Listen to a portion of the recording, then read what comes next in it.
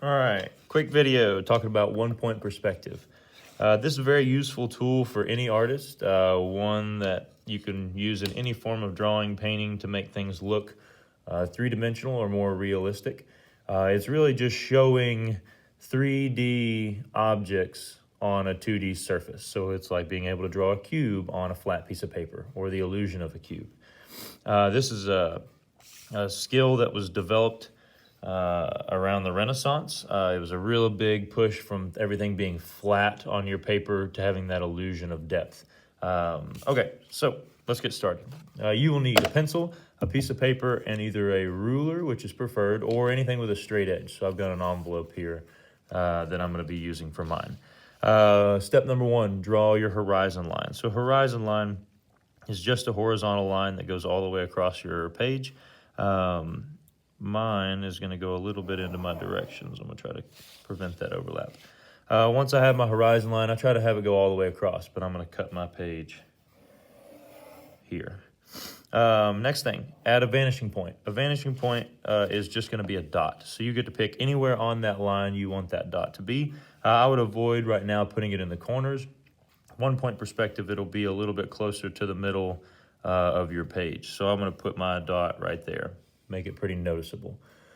Next thing, in 1-point perspective, I always start by just drawing a traditional flat shape. So say I wanted to start with a square or a rectangle, I would just come in, use that flat edge that we had just talked about, and I'm gonna set an edge. One little tip that I like to do is I take my ruler or whatever my straight edge is and I try to align it even with the bottom of my paper to make sure I'm not drawing a funky angle. So I'll align it with the bottom of the paper, make sure I am square, and then draw my line. So from there, I'll just come over and add some width.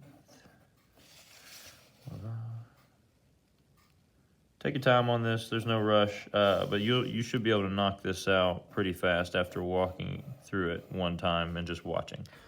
It doesn't have to be perfect. If you look at mine, mine's not perfect, but it's definitely close in the ballpark to a square or a rectangle. I've drawn my flat shape. Next thing is all corners connect to the vanishing point. So a simple trick to this illusion is having all your corners connect. So I normally will set my point of my pencil on the corner and then bring in my straight edge to hit that pencil. And then once it hits that pencil, then turn and pivot it to the dot, the vanishing point. So I'll take it from here and just go lightly to my vanishing point. Now this line, I don't draw very heavy and dark. That way it doesn't come back to haunt me later when I'm trying to erase it. So just for review, this is your horizon and this is your vanishing point. All right, so I got more corners to cover. I'll start here, hit my straight edge, turn until I see that dot. Boom. Same thing here. Now before you do the next edge or next corner, I want you to look at my next rule.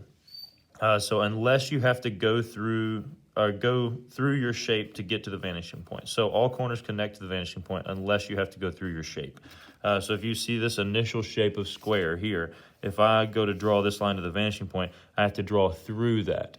So for right now, if I'm doing a solid form, I'm going to avoid drawing that. If I were making it a hollow box that you could see into, then I would need to draw that line. But for now, let's just not worry about that. Next thing, bump it on down. Set a vertical and horizontal back. You got to have the end of your box. So right now your box kind of infinitely extends into the background. So for me, I got to decide where I want this edge to be. So it could be here, it could be here, it could be here, a very shallow box or a very deep box. I get to decide. But I want to make sure that the bottom of my ruler and my straight edge is aligned even with the bottom of my paper. And then I'll pick mine to go, let's see, how about right there? So once I set that, I've got my straight line there, I'm ready to draw the line. Just come in very lightly and draw it, because if you do mess up or if you are unhappy with it, you'll need to be able to erase that.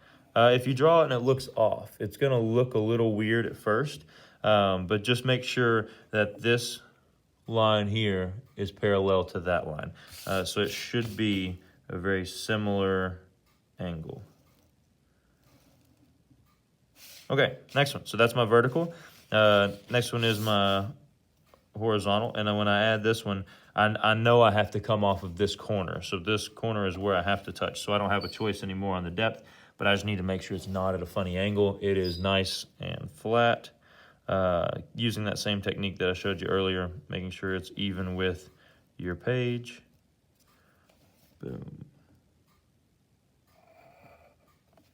All right, once I've drawn that, erase your lines that are outside of your box. So all these I really don't need anymore. They were just guiding lines to get me here, so I can come and erase these lines. Don't worry if you can't erase them all the way. And really, I'm fine if you just erase them lightly, because I'd still be able to see them and know that you did this the right way. So this is my basic box. I'm going to darken my outlines. Now that I'm happy with my box, I'll set my edges again and kind of darken some of these lines to make it really stand out. I normally don't come in heavy on lines until I'm confident with what I want the box to look like. And that way, if I do goof or mess up, it's easy to erase. All right, final notes on this is after you draw your first one and darken those edges, draw one more box, so that's number 9.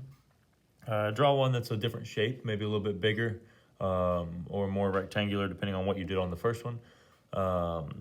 If you'd like to, you can add in other details or draw things around them if you'd like, but here, what I'll be looking for is 2 square rectangular prisms that go to the vanishing point and have that illusion of depth. You can add in some shading, like I shaded on some of these other ones that I was messing with. But if you do shade 2 walls side by side, just make sure one's darker than the other one so that there is a clear definition from one side to the other, and it doesn't look like they blend in and lose those lines. Yep, that's what I'm looking for. Thank you for your hard work, and I'm excited to see you master this basic skill.